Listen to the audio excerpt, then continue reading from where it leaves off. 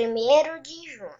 Vamos iniciar o ano bíblico dos aventureiros. Pegue sua Bíblia e abra em Atos 9.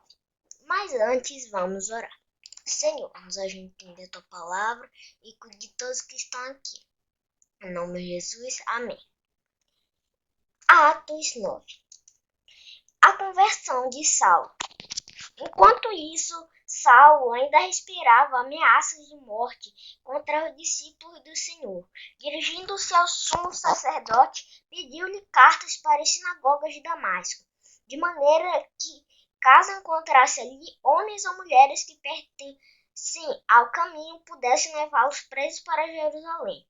Em sua viagem, quando se aproximava de Damasco, de repente brilhou ao seu redor uma luz vinda do céu. Ele caiu por terra e ouviu uma voz que lhe dizia: Saulo, Saulo, por que você me persegue? Saulo perguntou: Quem és tu, Senhor? Ele respondeu: Eu sou Jesus, a quem você persegue. Levante-se, entre na cidade. Alguém dirá o que você deve fazer. Os homens que viajavam com Saulo pararam emudecidos. Ouviam a voz, mas não viam ninguém. Saulo levantou-se do chão e, abrindo os olhos, não conseguia ver nada. E os homens o levaram pela mão até Damasco. Por 3 dias ele esteve cego, não comeu nem bebeu. Em Damasco havia um discípulo chamado Ananias. O Senhor chamou-o numa visão. Ananias, eis-me aqui, Senhor, respondeu ele. O Senhor lhe disse: Vá à casa de Judas, na rua chamada Direita, e pergunte por um homem de Tarso, chamado Saulo. Ele está orando. Numa visão, vi um homem chamado Ananias chegar e impor-lhe as mãos para que voltasse a ver. Respondeu Ananias: Senhor, tenho ouvido muita coisa a respeito desse homem e de todo o mal que ele tem feito aos teus santos de Jerusalém. Ele chegou aqui com autorização dos chefes dos sacerdotes para prender todos os que invocam teu nome. Mas o Senhor disse a Ananias: Vá, este homem é meu instrumento escolhido para levar o meu nome perante os gentios, seus reis, e perante o povo de Israel mostrarei a ele quanto deve sofrer pelo meu nome. Então Ananias entrou na casa, pôs as mãos sobre Saulo e disse: Irmão Saulo, o Senhor Jesus, que apareceu no caminho por onde você vinha, enviou-me para que você volte a ver e seja cheio do Espírito Santo. Imediatamente algo como escamas caiu dos olhos de Saulo, e ele passou a ver novamente. Levantando-se, foi batizado, e depois de comer recuperou as forças. Saulo em Damasco e em Jerusalém. Saulo passou vários dias com os discípulos em Damasco. Logo começou a pregar nas sinagogas que Jesus é o Filho de Deus. Todos os que ouviam ficavam perplexos e perguntavam: Não é ele o homem que procurava destruir em Jerusalém aqueles que invocam este nome? E não veio para cá justamente para levá-los presos ao chefe dos sacerdotes? Todavia, Saulo se fortalecia cada vez mais e confundia os judeus que viviam em Damasco, demonstrando que Jesus é o Cristo. Decorridos muitos dias, os judeus decidiram de comum acordo matá-lo, mas Saulo ficou sabendo do plano deles. Dia e noite eles vigiavam as portas da cidade a fim de matá-lo. Mas seus discípulos o levaram de noite e o fizeram descer num cesto, através de uma abertura na muralha. Quando chegou a Jerusalém, tentou reunir-se aos discípulos, mas todos estavam com medo dele.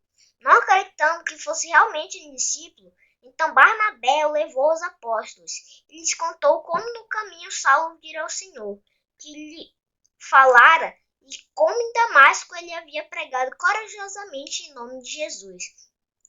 Assim Saulo ficou com eles e andava com liberdade em Jerusalém, pregando corajosamente em nome do Senhor.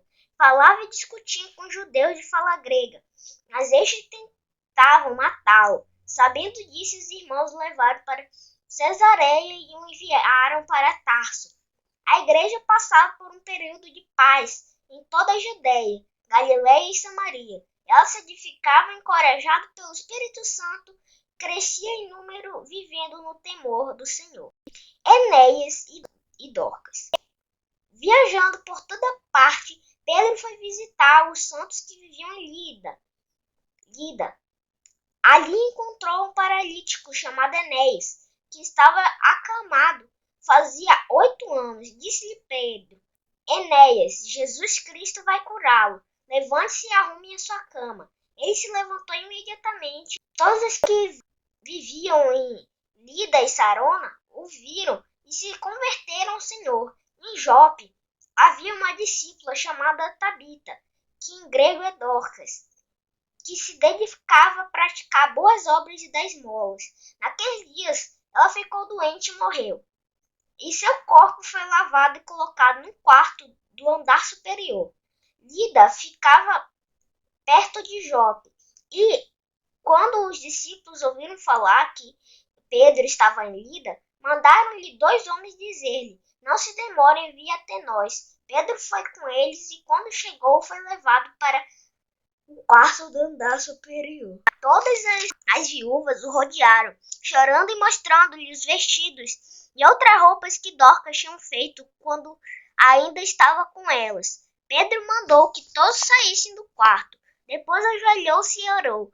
Voltando-se para a mulher morta, disse: Tabita, levante-se.